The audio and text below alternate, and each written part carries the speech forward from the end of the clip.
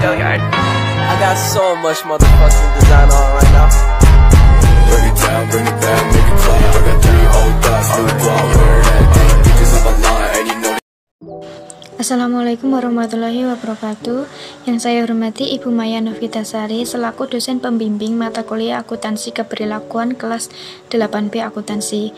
Kami dari kelompok 4 akan mempresentasikan bab 11 yaitu tentang kontrak kompensasi. Anggota kelompok kami yaitu yang pertama Dwika Prastiwi, 2 Nitya Ayu Dewayanti, 3 Fitri Nurharyati, 4 Rizka Oktaviana, dan 5 Elisa Putri Setianingrum. Saya Elisa Putri Setianingrum akan menjelaskan tentang pengertian kontrak kompensasi. Kompensasi merupakan imbalan dari pemilik perusahaan atau prinsipal kepada manajer atau agen dengan harapan manajer dapat memenuhi tujuan perusahaan. Kompensasi juga dapat dipandang sebagai strategi manajemen sumber daya manusia untuk menciptakan keselarasan kerja antara staf dengan pimpinan perusahaan dalam mencapai tujuan yang ditetapkan. Selanjutnya, saya akan menjelaskan tentang kontrak kompensasi tidak diperlukan. Menurut Fama tahun 1980 menyatakan bahwa kontrak kompensasi tidak perlu karena pasar tenaga kerja manajerial dapat mengontrol moral hazard. Selanjutnya, kontrak kompensasi yaitu diperlukan karena beberapa peneliti berpendapat bahwa kontrak kompensasi penting karena pasar tenaga kerja tidak efisien. Reputasi manajer dinilai pada kinerja masa lalu, bukan jaminan untuk menilai kinerja manajer di masa yang akan datang. Alasan utamanya adalah terdapat asimetri informasi atau perbedaan informasi yang dimiliki oleh manajer dan calon pengguna jasa manajer. Selanjutnya yaitu ukuran kinerja. 1. Laba. Dari perspektif akuntansi, laba digunakan sebagai dasar kontrak kompensasi. Tingginya korelasi laba dan usaha manajer mengidentifikasi semakin efisiennya kontrak kompensasi sehingga biaya keagenan menurun. 2. Harga saham. Harga saham dapat digunakan sebagai ukuran kinerja. Misalnya stock option, manajer akan memperoleh reward jika harga saham naik. 2. Balance scorecard. Konsep berdasarkan pada pengukuran kinerja finansial lebih non finansial sehingga memberikan penilaian yang lebih komprehensif. Selanjutnya pengukuran masing-masing perspektif. 1. Finansial. Ukuran finansial menunjukkan apakah implementasi strategi perusahaan berkontribusi pada laba perusahaan. 2. Internal basis proses. Ukuran internal basis proses berfokus pada proses internal yang mempunyai pengaruh besar pada kepuasan pelanggan dan pencapaian tujuan organisasi. 2. Learning and growth. Mengidentifikasi infrastruktur yang harus dibangun perusahaan untuk menciptakan pertumbuhan dan perbaikan jangka panjang. 2. Customer staffing fashion.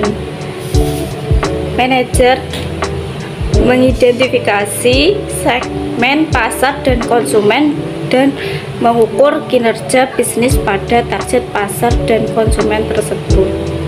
Selanjutnya adalah jenis kontrak kompensasi. Yang pertama adalah gaji pokok. Terkait gaji pokok, PP tentang pengupahan mengatur terkait beberapa hal. Yang pertama, besar gaji yang dibayarkan tidak boleh di bawah upah minimum provinsi atau kabupaten atau kota domisili. Kedua, jika struktur upah di perusahaan menggunakan kombinasi gaji pokok dan tunjangan kurang dari 75% dari total. Ketiga, pasal 83 di peraturan pemerintahan yang sama mengatur bahwa gaji yang sudah disepakati bersama dalam perjanjian kerja tidak boleh diturunkan secara sepihak. Yang kedua, tunjangan. Terdapat 2 jenis tunjangan yang umum dibayarkan di Indonesia, yaitu suatu pembayaran yang teratur berkaitan dengan pekerjaan yang diberikan secara tetap untuk pekerja dan keluarganya. Waktu pembayaran tunjangan tetap dilakukan bersamaan dengan pembayaran upah pokok. Sementara itu, tunjangan tidak tetap adalah suatu pembayaran secara langsung atau tidak langsung yang berkaitan dengan pekerja yang diberikan secara tidak tetap untuk pekerja dan keluarganya. Waktu pembayaran tidak bersamaan dengan gaji pokok. Di sini saya akan melanjutkan pembahasan mengenai jenis kontrak kompensasi. Di antaranya yaitu benefit.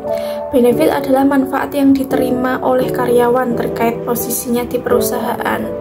Umumnya kebijakan masing-masing perusahaan berbeda terkait hal ini.